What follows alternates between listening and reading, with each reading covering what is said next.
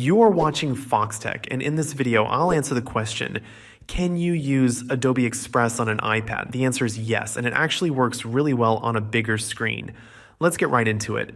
Adobe Express is available to download directly from the App Store on your iPad.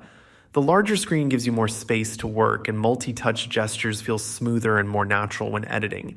After installing, just sign in with your Adobe ID or create a free account to get started. Once you're in, you can begin creating designs for things like social media posts, posters, flyers, or logos. The app offers a wide variety of templates, so you don't have to start from scratch unless you want to.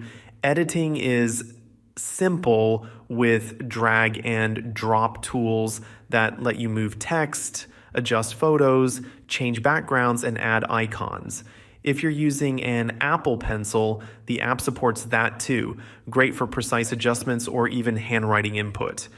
It makes designing on the iPad more intuitive and hands-on.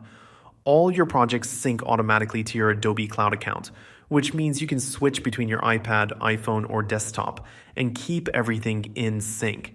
When you're done, you can export your work in multiple formats or share it directly to social media platforms, all from within the app. Thanks for watching. If you found this helpful, don't forget to like the video and subscribe to Foxtecc for more clear iPad tips and tutorials. See you later.